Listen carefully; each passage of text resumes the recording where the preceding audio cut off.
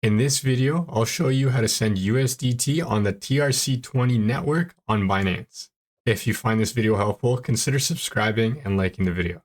First thing you're going to do is open up your Binance app and log into your account. Then you're going to go to the bottom right-hand corner right here and click on Assets. From here, you're going to click on Spot, and then you're going to go over here and tap on Withdraw. Then select USDT from your list, and you're going to send via the crypto network. Here you're going to paste the address you want to send USDT to. So for an example, on Trust Wallet, we click here, Receive, find USDT.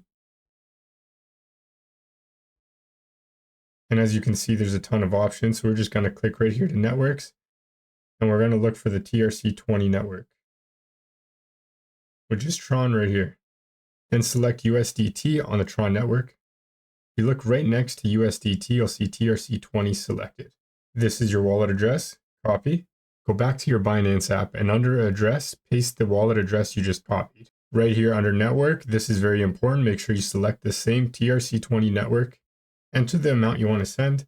And after you confirmed everything is correct, click on Withdraw. And that's how to send USDT on the TRC20 network on Binance.